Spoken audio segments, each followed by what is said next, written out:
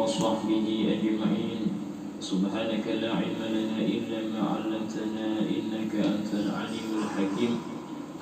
رب اشرح لي صدري ويسر لي أمري واحلل عقدة من لساني يفقهوا قولي بجاه النبي وآله. قال الله تعالى وقل رب زدني علما. قال رسول الله صلى الله عليه وسلم طلب العلم فريضة على كل مسلم. قال المصنف أبي حامد محمد بن محمد الغزالي رحمه الله تعالى ونفعنا به وبعلومه في الدار آمين. قال mikrofon azan di bawah mana? Ya, walau qara'ta ilmu Naik khas ya. di dalam speaker dalam.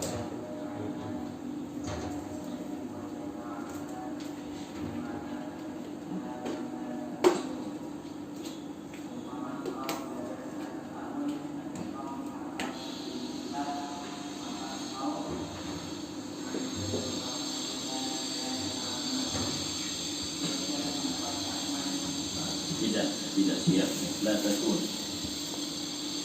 Tidak ada.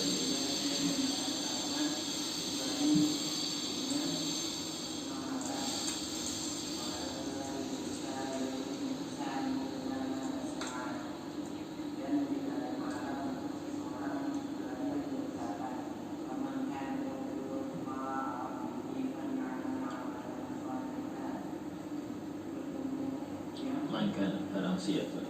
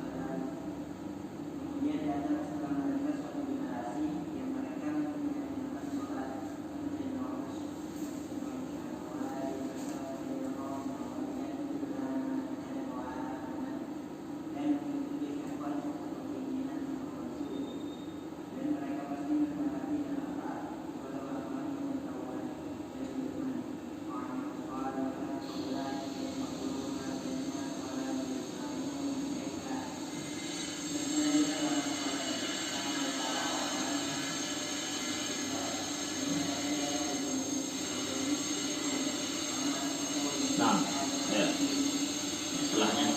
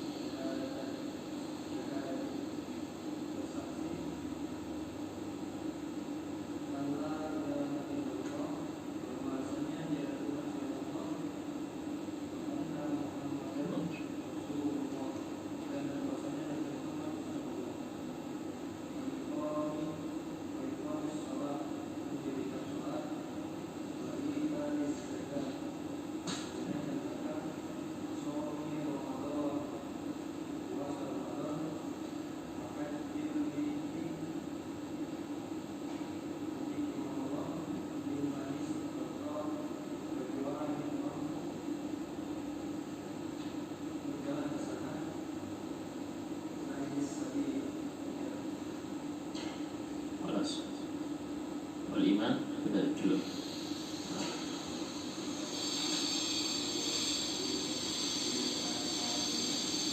Lanjut.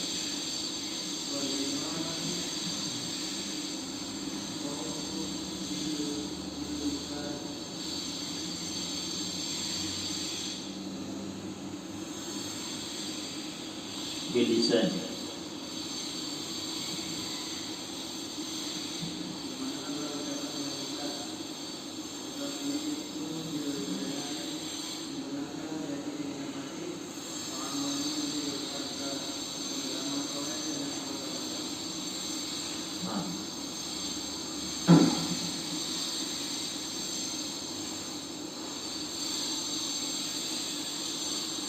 Bismillahirrahmanirrahim. Wal imanu qaulun bil lisan. Iman itu adalah ucapan dengan lisan. Wa tasdiqun bil janan, membenarkan dengan hati. Wa amalun bil arkan, dan beramal soleh dengan arkan, anggota badan. Ini tiga ini yang dimaksud adalah iman sempurna, iman yang sempurna. Wa illa, kalau tidak, maka iman itu hanya dihasilkan dengan keyakinan hati aja. Ya. Bahkan seseorang yang dia ini nggak punya amal apa-apa, nggak punya amal macam-macam, tapi punya iman, maka akan mentas dari neraka walaupun lama. Ya. Dia tidak sholat, dia tidak puasa, tidak zakat, tidak punya harta, tapi dia beriman, wajib sholat dia yakin, karena itu yang dibawa oleh Rasulullah. Wajibnya zakat dia yakin, cuman tidak mau karena pelit. Dia tidak mau sholat karena males. Yang seperti ini tetap mereka ini nantinya, walaupun lama, nantinya akan masuk ke dalam surga. Sesuai dengan sabda Rasul, yakhruju minan nar man kana fi qalbihi mithqalu dzarratin min iman. Artinya akan keluar dari neraka seseorang yang di hatinya ada keimanan walaupun sekecil biji atom, kecil betul, tapi ada iman, selamat. Cuman tadi lama. Hanya saja iman yang seperti ini rawan tercabut di akhir umur. Ya, bukan berarti kita memastikan tidak, rawan. Orang yang nggak sholat, orang yang sering minum khamr, orang ini, walaupun dia meyakini khamr haram, yakin dia. Kalau nggak yakin kufur, itu perbedaannya. Kalau tidak meyakini khamr itu haram, atau malah sebaliknya, dia meyakini halalnya khamr, halalnya zina, ini kafir sudah, bukan mukmin lagi. Ini dia beriman, cuman nggak bisa mengalahkan nafsunya. Yang seperti ini hukumnya mukmin dia, cuman khawatir di akhir umur dicabut. Ya. Sehingga mukmin yang benar-benar itu yang menggabungkan tiga hal ini. Itu dia mengucapkan dengan lisannya dua syahadatain, kemudian dia membenarkan dengan hatinya, kemudian dia mengamalkan apa yang diperintahkan oleh Allah dan Rasulnya sebagai kontribusi dari syahadat dia. Ya. Wa dalil a'mal aktsar min anfusa, dan dalil pentingnya amal, ya, aktsar itu sangat banyak, min an yuhsa sangat banyak, min an yuhsa untuk dihitung. Ya, saking banyaknya ini nggak terhitung ini, saking banyaknya. Hampir setiap ayat-ayat yang menyebutkan ahli surga itu pasti ada iman, ada amal soleh. Innal ladzina amanu wa amilus sholihat. Ya. Aminu wa amalus sholihat. Pasti itu. Setiap disebutkan keimanan pasti disebutkan amal soleh. Menunjukkan apa? Menunjukkan dua hal ini sangat berkaitan. Hanya saja kalau sudah ada waw atau dan, itu berarti amal soleh bukan iman.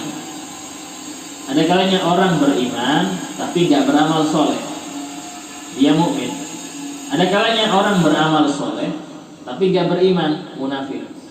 Orang munafik sholat, orang munafik dia berzikir walaupun sedikit, tapi iman gak ada. Sehingga yang selamat itu adalah yang menggabungkan keduanya. Dia beriman dan beramal soleh. Wa in kana al-'abdu yablughul jannata bi fadlillahi ta'ala wa karamih.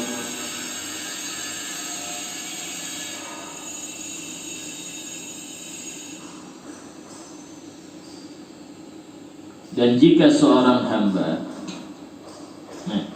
wa in kana, walaupun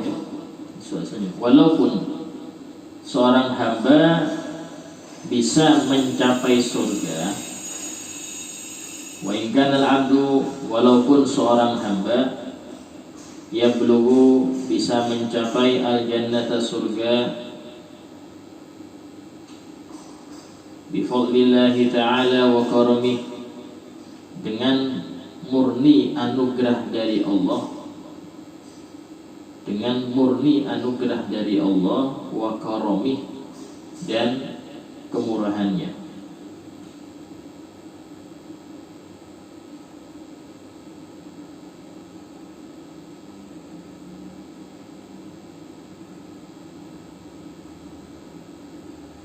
Lakin dan tetapi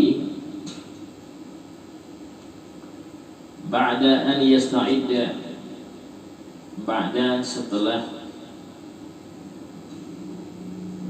an yasta'idda dia bersiap, ba'da an yasta'idda setelah dia punya persiapan atau bersiap, bi ta'ati, dengan taat kepadanya, bita'atih, dengan taat kepadanya, wa ibadati, dan banyak ibadah kepadanya.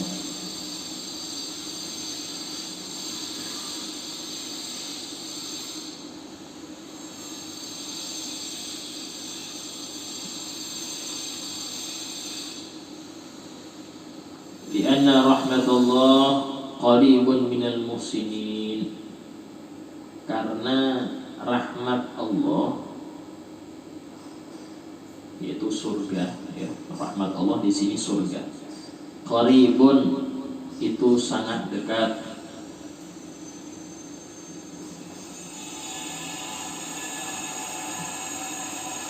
Minal muhsinin, dari orang-orang yang berbuat baik. Minal muhsinin, dari orang-orang yang berbuat baik atau beramal soleh.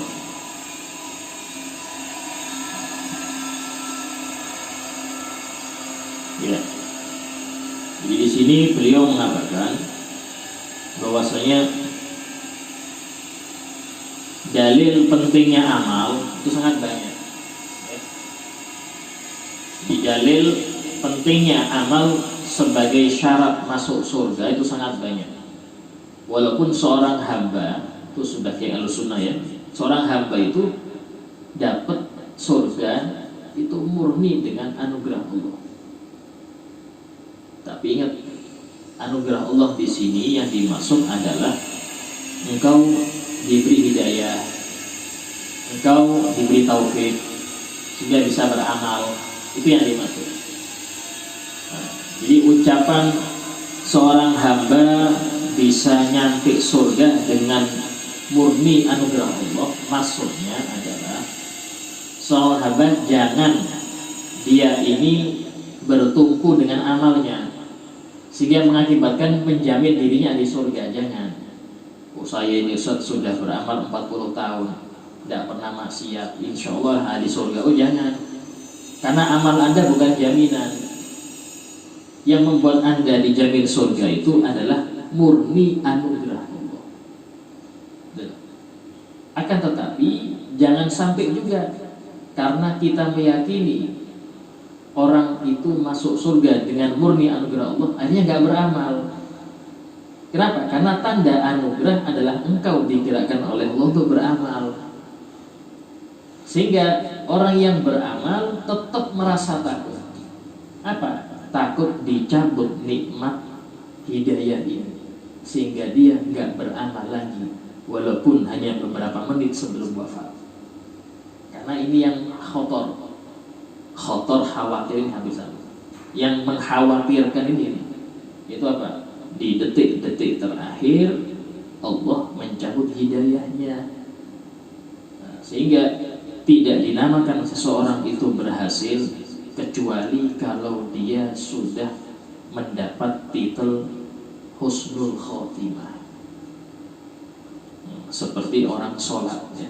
Orang sholat itu walaupun sudah 4 rakaat sholat, sebelum dia salam dalam keadaan suci dari hadas, belum dinamakan selesai sholat.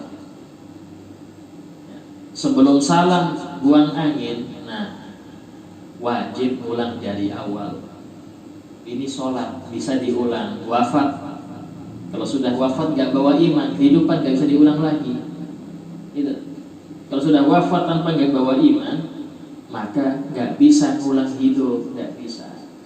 Dan ini yang dilakukan oleh para salafun saleh, sehingga mereka ini setiap waktu walaupun dalam keadaan yang diridhoi oleh Allah tetap merasa khawatir. Apa? Khawatir dicabut nikmat ini. Sehingga dalam suatu hadis Rasulullah bersabda, seorang mukmin itu terus di dalam 2 ketakutan tiap waktu. Apa? Takut akan masa yang lalu. Apa yang ketakutannya? Ditakutkan apakah amal-amal yang lalu diterima oleh Allah, apakah dosa-dosa yang lalu ini diampuni oleh Allah betul-betul, walaupun saya istighfar, apakah istighfar saya ini ikhlas. Itu yang dipikirkan. Dan takut yang akan datang. Takut besok kayak apa, besok ini masih tegak saya ini dalam keadaan hidayah, dalam keadaan istiqomah, masih bisakah besok ini terjaga iman.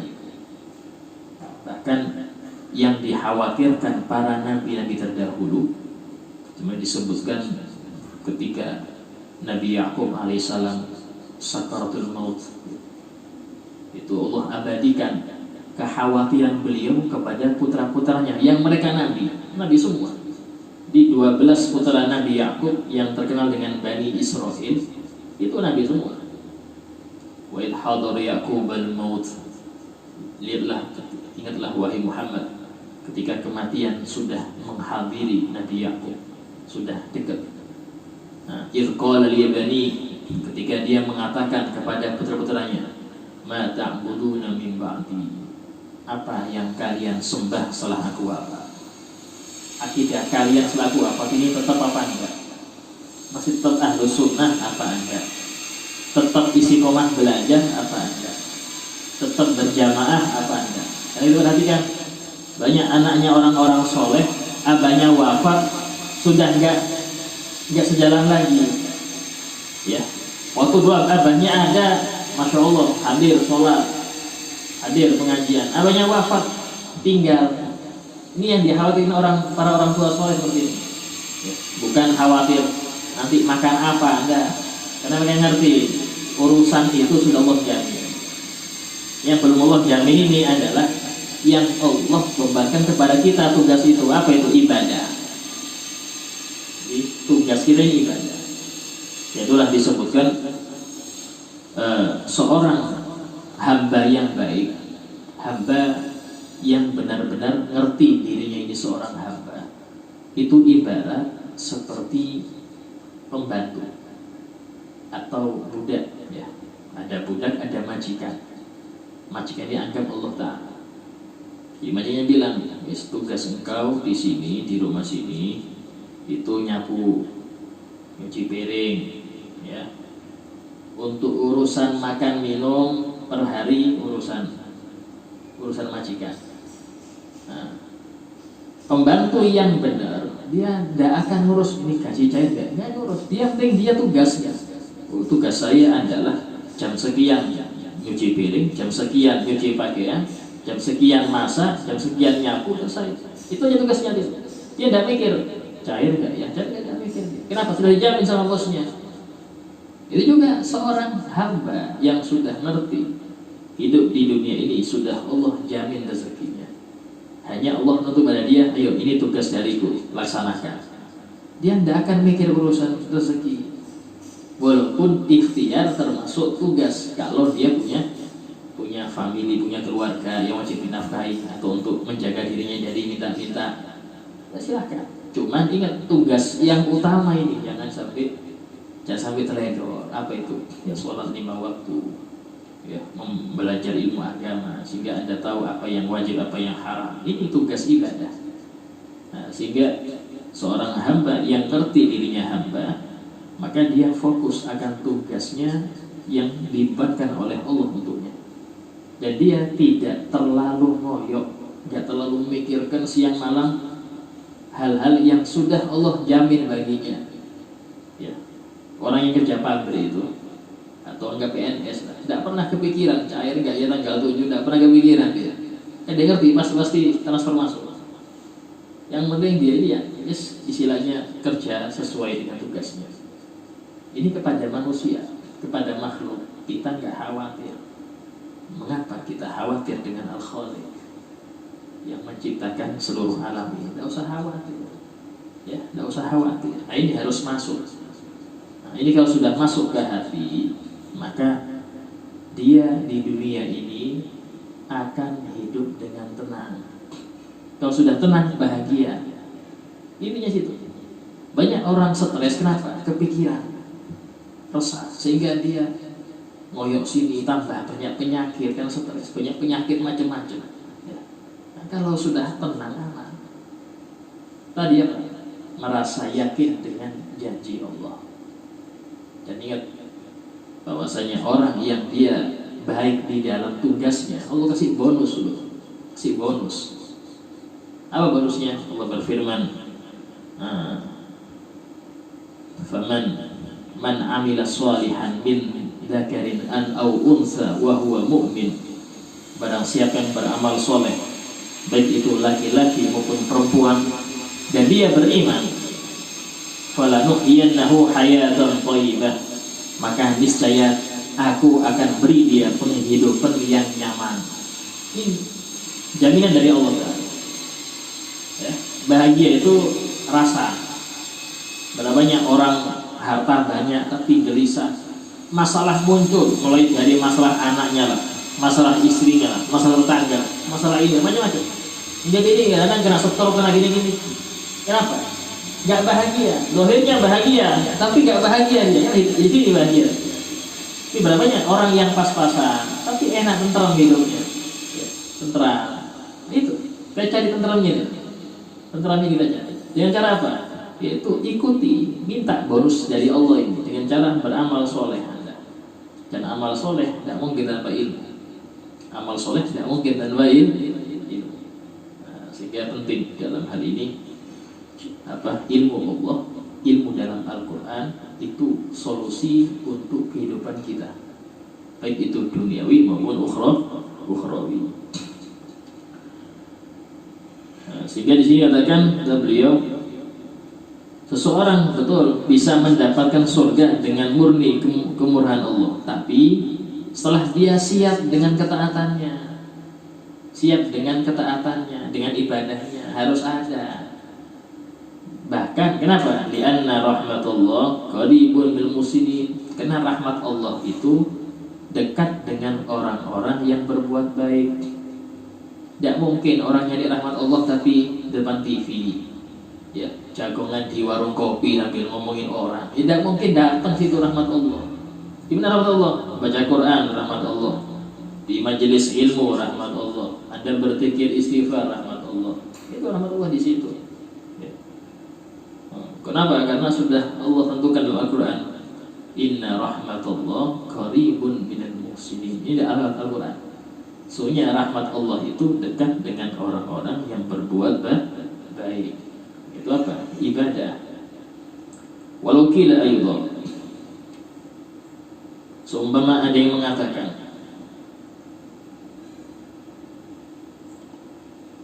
walau kila ayyudah, Seumpama ada yang mengatakan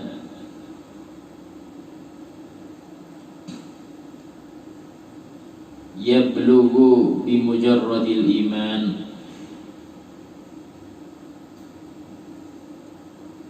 bisa saja nyampe surga dengan hanya keimanan. Bisa saja nyampe surga, sampai ke surga dengan hanya beriman.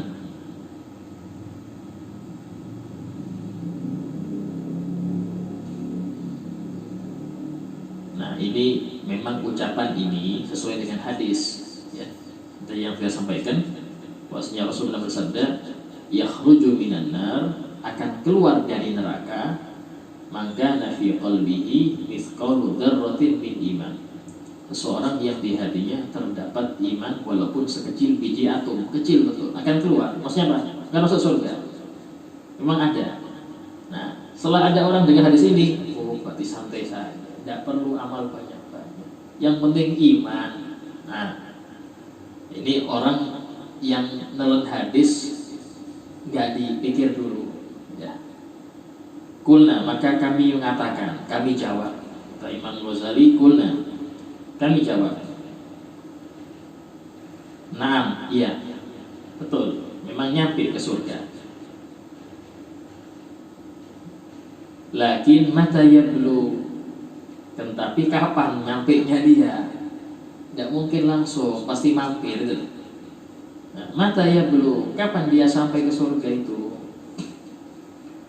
Wa kam min aqabatin ka'ud, dan berapa banyak bukit-bukit yang terjal, dan berapa banyak bukit-bukit terjal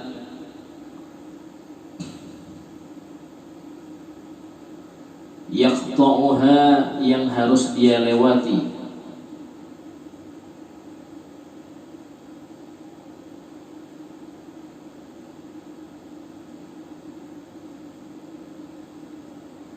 Ila an yasil, untuk sampai ke surga.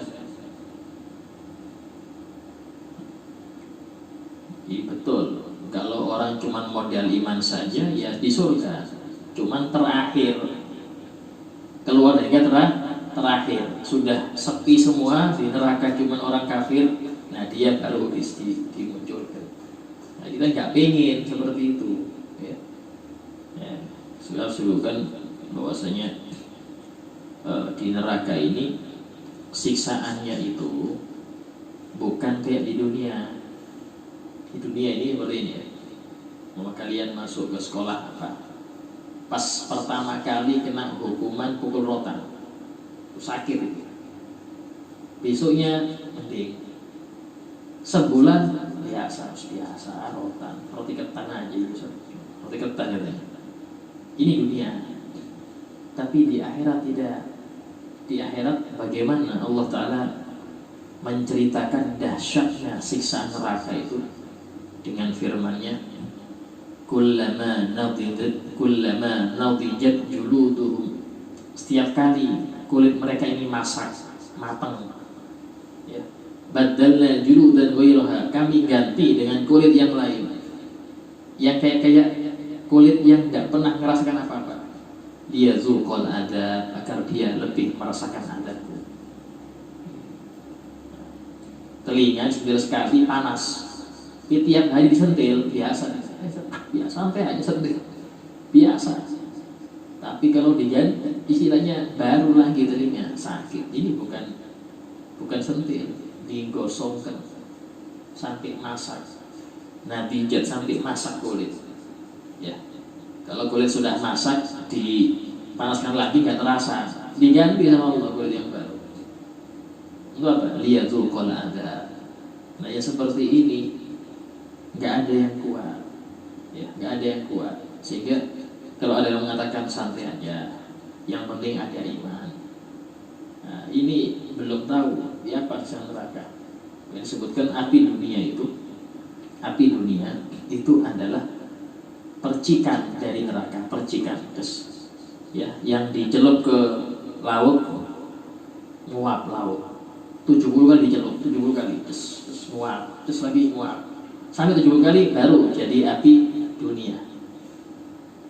Jadi api dunia ini istilahnya sudah dingin lah, sudah dingin. Bayangkan percikan, bukan apinya, percikan api akhirat neraka dicelupkan ke laut 70 kali, menguap ke laut, celupkan lagi, menguap, celupkan lagi, menguap. Jadi api dunia. Sehingga seorang orang mengatakan kalau engkau ingin maksiat, bawa korek, hidupkan, kasih jadi kuat gak? 10 detik aja. Wah, tidak kuat saja, sudah. Korek ini faedahnya jangan untuk ngerokok terus. Kalau mah, wah, gak kuat saya Ustaz, ya sudah. Itu baru 1/70-nya. Bahkan disebutkan satu hari di akhirat seperti 1000 tahun dunia. Satu hari di akhirat seperti 1000 tahun dunia. Sehingga na'udzubillah, sering kita ini diminta oleh Rasul untuk membaca Allahumma ajirni minan nar 7 kali setiap sholat. Ya Allah selamatkan aku dari neraka. Ya Allah selamatkan aku dari neraka. Terus seperti itu. Allah ajirni minan nar 7 kali. Karena memang kita ini tidak pernah lepas dari maksiat, tidak pernah lepas. Seorang yang dia ini merasa nggak maksiat, bukan karena dia nggak maksiat, karena dia nggak ngerti dia dalam posisi maksiat. Ya, bukan cuma mata, mungkin mata terlindung, Ustaz, telinga terlindung, hati bagaimana? Hati bagaimana? Masih ada hasud ke orang, masih ada benci ke orang, masih merasa paling unggul di antara semua muslim, masih merasa ini macam-macam, itu juga maksiat, ya. Nah, sehingga memang setiap orang ini hendaknya di zaman akhir ini memperbanyak istighfar, memperbanyak sholawat, ya, dan jangan banyak ngurusin urusan umum, ya. Politik ini sudah perlu jadi harus banyak. Dan kenapa? Itu bikin hati kita ribet. Kadang-kadang hal yang belum jelas kita sudah kayak tersinggung dikit, belum jelas, nggak usah. Yang jelas saja apa? Al-Quran jelas, hadis jelas. Mau ilmu yang jelas, yang benar, ya sudah. Itu ilmu Al-Quran, ilmu hadis yang dijelaskan oleh ulama dalam kitab-kitabnya. Fa awwal tilkal aqabat, maka bukit terjal yang pertama, istilahnya bukit terjal ini amal-amalan soleh, hal-hal yang diharamkan oleh Allah, itu bukit terjal, sulit untuk dilewati. Tapi harus, untuk nyampe ke surga harus nyampe itu situ. Nah, bukit terjal yang pertama aqabatul iman, adalah bukit keimanan. Iman ini nggak bisa diwariskan kayak nama, ya. Kita Islam, dapat agama Islam karena orang tua Muslim, bisa dapat warisan kita Islam ini. Tapi iman belum, ya, iman belum. Iman ini adalah keyakinan, dan keyakinan ini timbul setelah ilmu, mengetahui. Orang nggak bisa dikatakan beriman kepada Allah kalau dia tidak kenal Allah, nggak kenal sifat wajibnya, nggak ngerti, mustahil nggak ngerti. Terus engkau bagaimana bilang aku beriman kepada Allah? Ini bukan ucapan, ini masalah hati. Jadi keimanan kepada Allah ini masalah hati. Iman kepada malaikat itu harus ngerti malaikat itu siapa, baru bisa iman. Dan tidak mungkin seorang beriman kecuali harus tahu dulu, tahu kemudian tidak ingkar, baru muncul iman, ya. Wa annahu, dan bahwasanya hal yaslam, apakah dia bisa selamat min salbil iman, dari tercabutnya iman, amla atau tidak.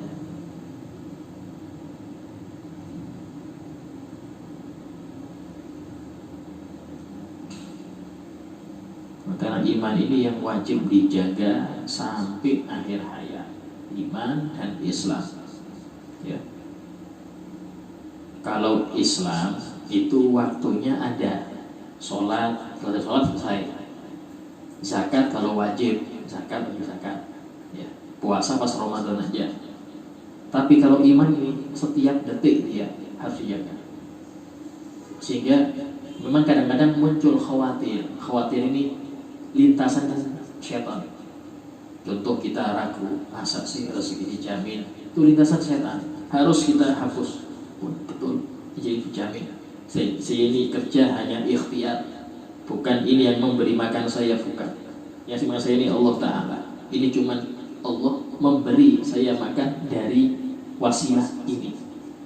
Kalau ini tutup, ini bangkrut, saya di PHK, Allah kasih jalan yang lain. Itu pasti sudah. Harus yakin seperti itu. Harus yakin. Ya. Nanti muncul lintasan yang lain. Nah, lintasannya seperti ini. Kalau datangnya di akhir-akhir detik kita wafat, ini jadi suul khotimah. Sehingga penting, jaga iman itu penting. Ya. Jaga iman itu penting. Karena itulah para ulama mereka ini menganjurkan kita untuk sering-sering berzikir la ilaha illallah. La ilaha illallah ini gak cuma di lisan, tapi usahakan Anda resapi. La ilaha illallah, tiada Tuhan selain Allah. Tuhan ini siapa? Nah ini, Tuhan ini siapa? Kenali sifatnya. Tidak ada yang ngasih rezeki kecuali Allah.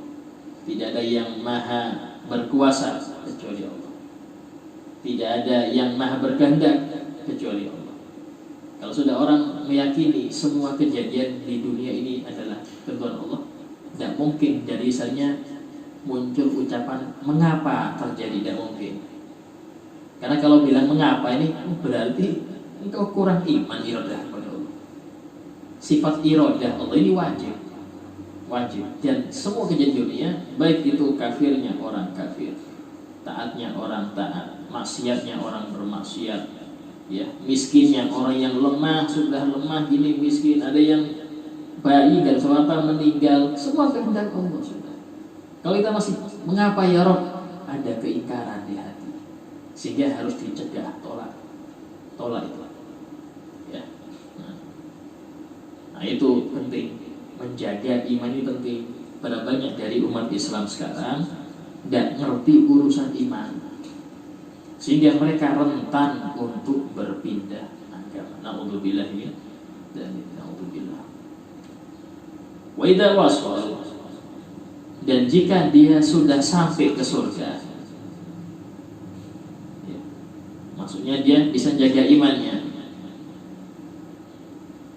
dia nyampe ke surga. Pertanyaannya, hal yakunu khaiban muflisan? Lebih tinggi lagi, dia sudah nyampe ke surga dengan bawa iman, ya, dia wafat bawa iman.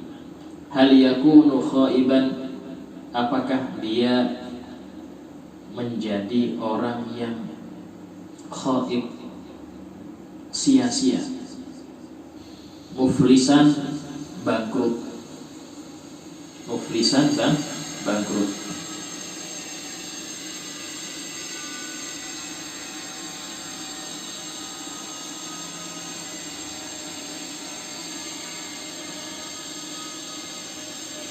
Apa maksudnya Ustaz? Nah ini maksudnya. Jadi ada orang, dia Masya Allah punya amal banyak, dia jaga imannya, dia rawat imannya nih, jangan sampai terkena gangguan. Subhanallah, selamat sampai akhir hayat, selamat. Cuman dia di dunia banyak mendolimi orang, dia banyak amal soleh, tapi juga banyak dolimi orang, banyak ngomongin orang, banyak nyakiti hati orang. Walaupun cuman ngeliriknya tapi nggak enak gitu. Orang kita hati. Dia banyak mencaci, dia banyak nipu. Adalah usahakan buat orang salaf soleh itu, mereka takut betul kalau diserahi urusan orang Islam. Kenapa? Dolim sedikit yang ditanggung bukan satu orang. Walaupun itu cuma tingkat RT, tapi dia dolim sedikit, satu RT itu yang akan untuk dia di akhirat nanti, satu RT. Ya apa kalau satu kecamatan, ya apa kalau satu kabupaten. Sehingga kalau walaupun dibayar itu tidak mau, saya bayar tapi urus yang lain aja. Kenapa? Takut dolim. Imam Umar bin Abdul Aziz, beliau khalifah Bani Umayyah, ketika dilantik menjadi khalifah bukan karena minta dipilih, enggak, karena memang khalifah yang sebelumnya belum punya anak, nggak punya laki-laki, sehingga diambil keponakannya beliau ini. Nah, setelah dilantik itu kumpulkan keluarganya, kumpulkan anak istrinya ini lebih dari satu, ada 2 atau 3, anaknya kecil, belum ada yang balik. Dia mengatakan ke istrinya, wahai istriku, ini kita ini, saya ini dapat musibah besar, bukan tasyakuran, bukan musibah besar. Apa itu? Dia jadi khalifah, sehingga mulai malam ini saya bukan milik kalian, saya milik umat Islam. Saya ini milik umat Islam. Sekarang terserah kalian, wahai istriku, kalau mau saya cerai sekarang, bisa menikah dengan laki lain. Kalau nggak mau saya cerai, ya sudah, tetap sama saya. Tapi tadi saya nggak ada tidur malam karena sudah milik umat Islam. Ya, masya Allah. Ya. Jadi beliau itu full hidupnya ini untuk umat, full. Ya. Sampai ketika beliau wafat, nggak lama, waktu itu nggak lama, 3 tahun aja, sampai 3 tahun. Ketika wafat, beliau mengatakan, ada ajudannya mengatakan, wahai khalifah, apakah engkau tidak meninggalkan sedikit harta untuk anak-anakmu ini? Anak-anakmu banyak, ada 12 anak. Apakah engkau meninggalkan harta? Kata beliau, kalau mereka orang-orang soleh, artinya Allah yang ngurus orang soleh, Allah yang ngurus, bukan aku. Tapi kalau mereka bukan orang soleh, nggak pantas dapat warisan, nggak boleh warisan, karena sudah nggak ngambil sedikit pun beliau. Jadi khalifah ngambil sedikit. Ya, nah ini masya Allah, sehingga menjadi khalifah yang paling adil di masa Bani Umayyah. Itu yang dimaksud muflis. Ya, sehingga yang seperti ini mengakibatkan amal solehnya nggak bisa menyangkan dia, karena masing-masing orang yang didolimi dia ngambil semua, ngambil. Habis dia punya amal soleh, tapi yang mau ngambil masih banyak. Maka masing-masing yang didolimi ini ngasih dosa sebesar kedoliman yang dia dapat oleh dari orang itu. Sehingga yang awalnya kelihatan ahli surga berubah drastis jadi ahli neraka. Tapi yang ini kayak mending, dia masuk neraka, tapi nanti mentas karena ada iman dia. Ya, tapi tadi lama mentasnya, alhamdulillah ini. Jadi, insyaallah kita lanjutkan pada yang akan datang. Oke, kemarin saya mana? Oke. Masalah air pembagian nomor berapa? Nomor 2. Berarti tohir ilmu tohir ya. Suci tidak mensucikan. Ya, yang kedua, air suci tapi tidak bisa dipakai bersuci. Ya. Nah, yang kedua ini dibagi 2 lagi. Ini dibagi 2. Ya, air mustakmal. Sampai sini ya. Nah, apa itu mustakmal? Yaitu air bekas basuhan wajib. Air bekas basuhan wajib. Contoh seperti ini. Sudah habis wudu. Nah, basuhan pertama air yang netes ini mustakmal. Ya. Ini mustakmal. Kalau basuhan kedua Ustaz, tidak apa-apa dipakai lagi karena bukan wajib, sunnah. Basuhan kedua sunnah, sehingga air yang bekas itu tidak apa-apa dipakai wudu lagi, tidak masalah. Yang wajib, yang dihukumi mustakmal itu basuhan pertama. baik itu basuhan muka, basuhan tangan, basuhan rambut atau kaki, sama. Yang penting yang pertama, ya.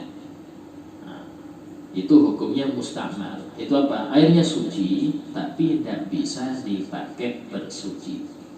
Apakah bisa air mustakmal ini menjadi mensucikan? Bisa. Dengan cara apa? Dengan cara dikumpulkan sampai 2 kulah. Dikumpulkan sampai 2 kulah khusus mustakmal. Ya nyampe 2 kulah, hilang sudah mustakmalnya, boleh dipakai lagi. Boleh dipakai lagi. Ya. So, bagaimana kalau air mustakmal tercampur dengan air yang suci mensucikan? Air mustakmal bercampur dengan air yang suci mensucikan. Contoh, air mustakmalnya 1 genggam lah, ya, anak campur di bak cuci, kan nggak sampai 2 kulah itu tak campur. Yo, kalau 2 kulah jelas sudah 2 kulah, nggak ada masalah. Ini enggak, sedikit aja nih, air 1 bakan kita campur situ. Nah, boleh nggak wudhu sini? Hah? Dilihat. Kalau kadar mustakmalnya tadi itu, sekiranya kalau kita kira-kirakan dia seperti apa namanya, aroma mawar, air mawar. Kita kira-kirakan ini air mawar sekian cc. Kalau tak campur dengan air yang sekian cc, ini aromanya berubah nggak? Kalau ada yang orang ahli, cuman sekian, Ustaz, kalau nyampe ke sini nggak ada aromanya, itu boleh dipakai. Karena dilihat mustakmalnya seberapa banyak. Ya. Tapi kalau orang itu mengatakan, oh ini berubah ini, kalau sebanyak ini mustakmal digabung dengan air yang suci mensucikan ini, warnanya ada dia, aromanya ada, ya sudah, berarti nggak bisa dipakai. Paham? Nah, ini, jadi tidak langsung secara mutlak orang wudhu dari bak itu tidak boleh, nggak bisa. Dilihat dulu semana. Kalau hanya sebaskom kecil, mangkok bakso, ya, Ustaz itu dari sini Ustaz, ya berubah ini air. Karena yang mustakmal kadarnya berapa persen dari sini. Tapi kalau yang Anda pakai bagi yang untuk cuci piring, cuci baju itu, ada yang besar itu, kan nggak sampai 2 kulah dia, nggak sampai 2 kulah. Nah, tapi Anda wudhu di situ, saat Anda sendiri, hukumnya tidak masalah. Kenapa? Karena kadar mustakmalnya tidak sampai mempengaruhi air sebanyak itu. Paham? Nah, itu. Ustaz, ini agak ribet kalau saya mikir-mikir ini jadi gini.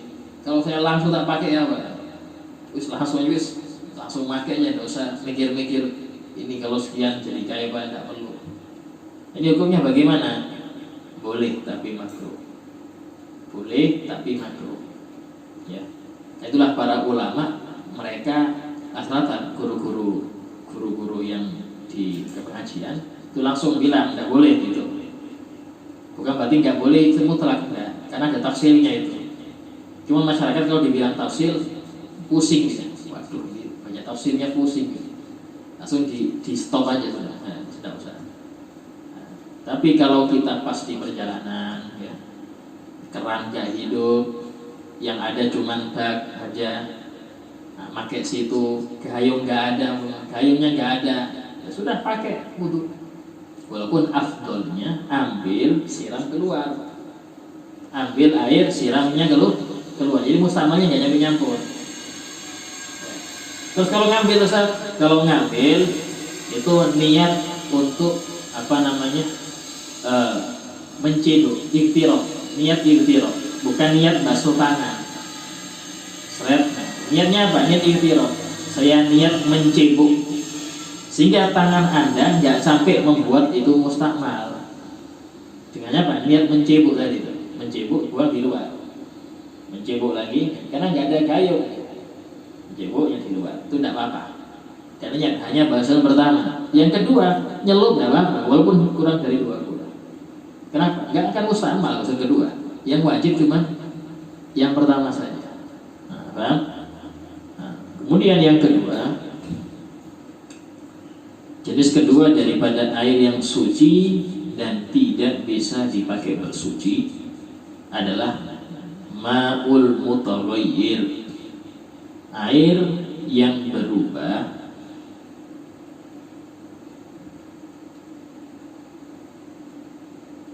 disebabkan benda yang suci. Air yang berubah sifatnya atau berubah saja dapat disebabkan oleh benda yang suci.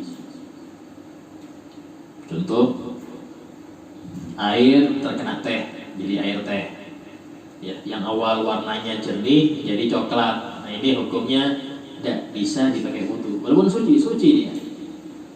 Terus air campur gula, ya, aslinya jernih tawar, kena gula manis, nggak boleh pakai wudu. Ya, air campur garam. Nah, ya apa kalau air laut Ustaz? Tak apa-apa, karena perubahannya sudah dari tempatnya. Air laut itu memang asin, tapi dari sananya sudah asin. Ya, nyari yang tawar nggak ada di laut. Nah, sehingga kalau karena alam yang kemarin bahas itu tidak masalah karena alam. Terus apakah itu secara mutlak? Tidak. Sekiranya perubahan itu tidak mencabut nama air, hukumnya tidak apa-apa. Contoh umpama di kamar mandi kita, ya, tahu-tahu ada anak-anak kecil main sabun, jatuh sabunnya itu situ, ya. Cuman nggak terlalu kayak air sabun di Anda. Istilahnya adalah aroma sabun ada, tapi nggak terlalu banyak. Hukumnya nggak masalah. Itu masih tetap suci mensucikan, tetap, ya. Nah, beda kayak kalau sudah sampai warnanya keruh, ya, dicium nyengat betul. Nah, ini sudah air sabun namanya. Kalau dibilang ini air, ya sudah. Intinya gini. Selama orang hanya mengatakan air, oh ini apa? Ini air, itu berarti aman. Oh sudah air embel-embelnya, air apa ini? Air sirup. Ini air teh, air kopi, ada embel-embelnya. Oh berarti bermasalah. Berarti nggak bisa dipakai apa? Wudu.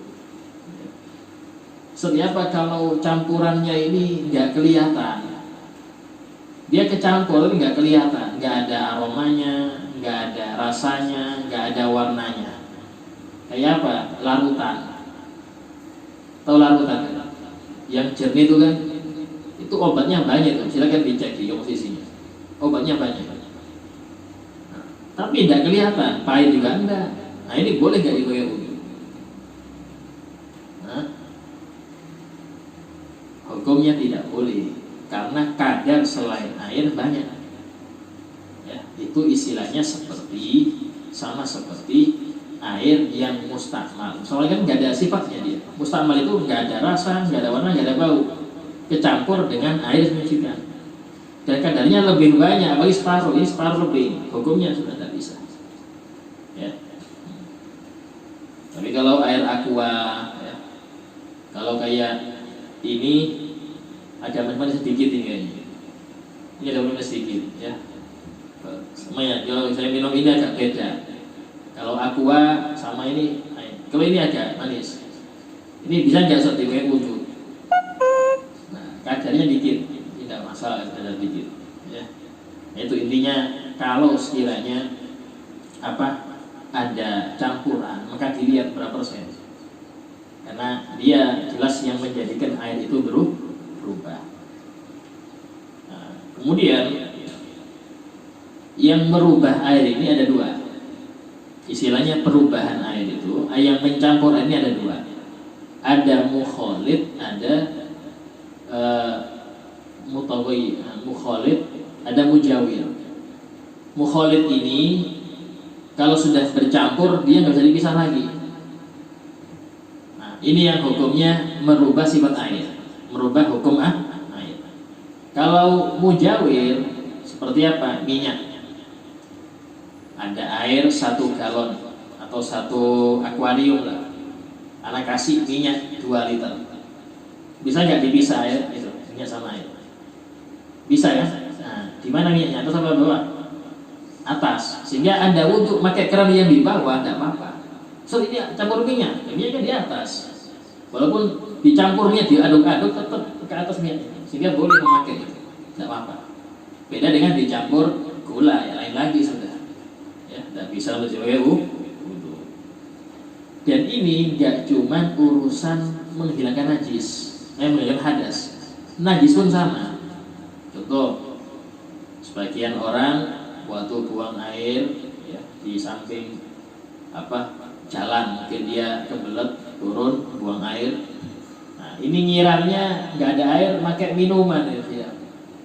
Ya, mensucikan aja pakai minuman. Nggak seperti apa? Hukumnya nggak suci, bahkan tambah najis. Kenapa? Karena dia bukan suci mensucikan. Ya. Kalau nggak nemu air, ya sudah, pakai daun, pakai kertas 3 kali selesai, pakai tisu. Jangan pakai air. Kalau pakai air tambah lebar najisnya. Karena najis kalau terkena benda cair tambah lebar. Seperti ini, ada kucing ya kencing di lantai. Nah, ini yang kurang cerdas ngambil air 1 ember disiram, tambah lebar najis. Jadi kalau sudah nemu seperti itu, cari lap kering. Ya, lap kering dilap, sampai sekiranya itu nggak ada lagi cairan, ya, baru cuci ini lap, cuci sampai bersih, baru kemudian yang basah tadi itu dilapkan.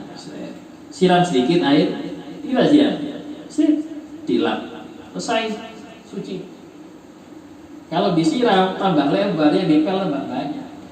Ya. Nah, itu cara kalau umpama ada najis di lantai, itu jangan disiram air tambah lebar, karena air tidak menghilangkan najis, apalagi nggak ada tempat pembuangannya, tambah lebar dia. Nah itu. Kemudian yang ketiga, ma'un mutanajjis. Yang ketiga, air yang terkena najis.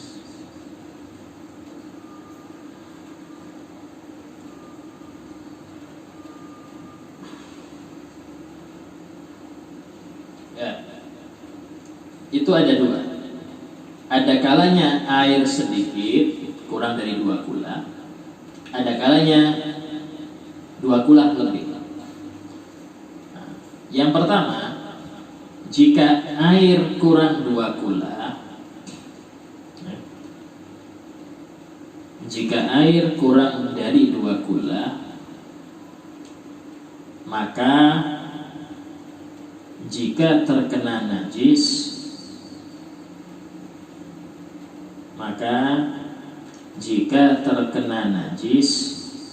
langsung dihukumi najis.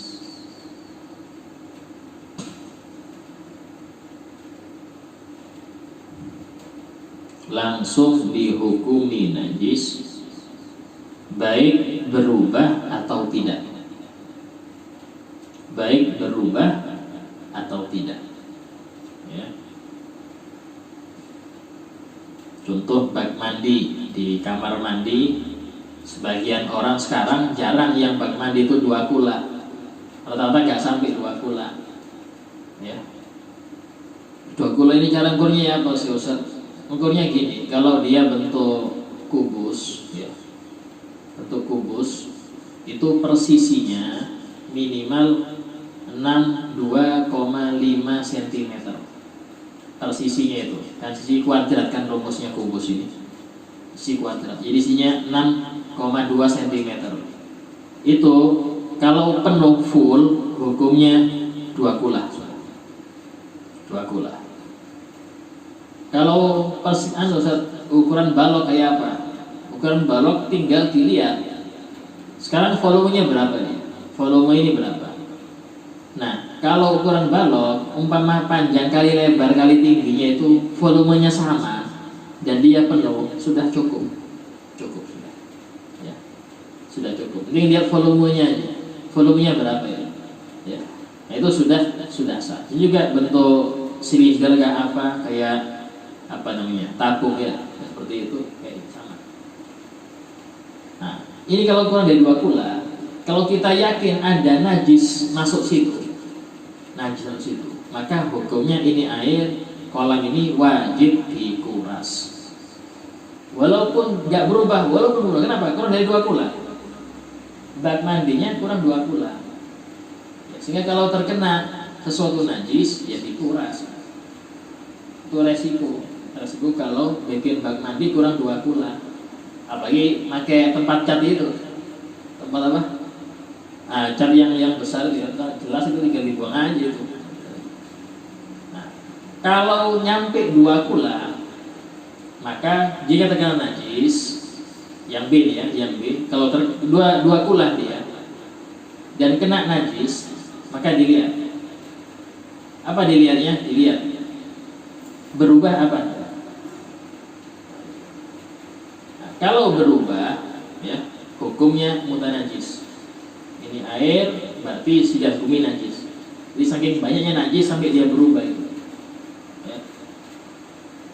Nah, kalau tidak berubah, warnanya tetap jernih, rasanya tetap tawar, aromanya nggak ada aroma apa, maka hukumnya suci, walaupun yakin, walaupun sengaja.